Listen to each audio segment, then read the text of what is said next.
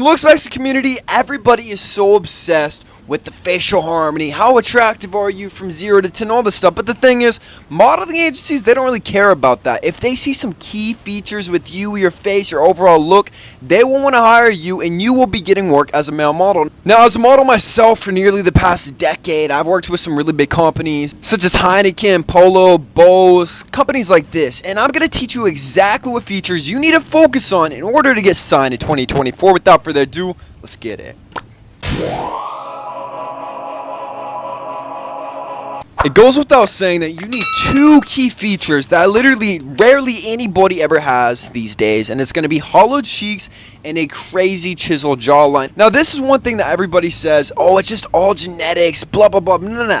Let's get that out of here, bro. First of all, the face does need to be developed properly with mewing, proper tongue posture, getting enough testosterone, HGH throughout testosterone, which is going to be the basics. But if you've been doing everything properly, you should have a decent facial structure. And at this point, you just have to be lean. And male models are going to be crazy lean. I think Moritz is going to be one of the best examples of how lean you should actually get as a model. This guy, I know him personally. He sustains roughly like 4 to 6% body fat all year round. And before you come at me in the comments like, oh, that's unhealthy, no one can sustain this, but if you want to actually have a career in modeling, you have to sacrifice some things to actually sustain a career, because obviously no one sustains that crazy body fat all year round without having some cheat codes, some hacks to actually do it, which I talk about all the time on my channel. But if you do need help with your fitness goals, kalosique.com/pages/coaching to apply to work with me one-on-one. The next feature that they look for in 2024 is going to be androgyny.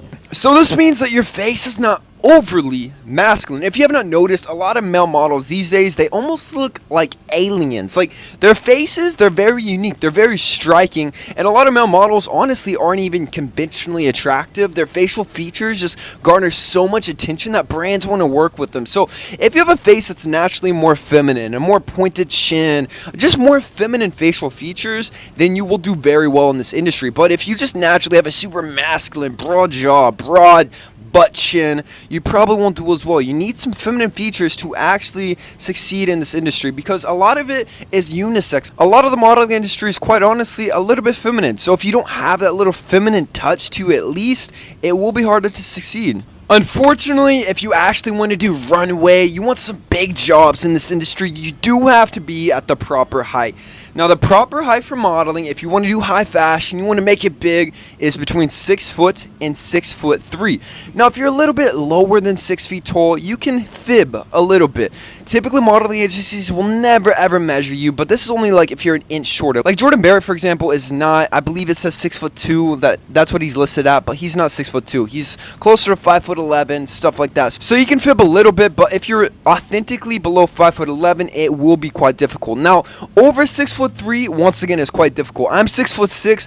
I always lie about my measurements. I always say I'm 6'3", 6'4". 6'4" is typically the absolute cutoff. Taller than that, they don't want to work with you, because you have to fit in the clothes. If you don't fit in the clothes that these companies are paying for you to actually represent, then you're not going to be getting work. And obviously, if you do need help optimizing that height growth, you want to become as tall as possible. Height growth is only 60 to 80% genetic, 20 to 40% environmental, meaning you can control it completely. So the best thing to do is actually pick up Titan Growth 2.0 on my website, kalosique.com, because the number one reason 99% of you guys do not reach your high growth potential is going to be a vitamin and nutrient deficiency, because 92% of Americans are deficient in basic vitamins and minerals, according to literally government studies, and this is across all social classes. What happens whenever you're deficient is the IGF-1 human growth hormone completely shuts down and those growth plates close. Now, you also need to pick up Aries Rage. Aries Rage contains maca, tanga ali, boron, zinc, and oyster extract, all scientifically proven to boost your testosterone by over 37%. Even if you're not trying to grow taller, that's obviously extremely beneficial.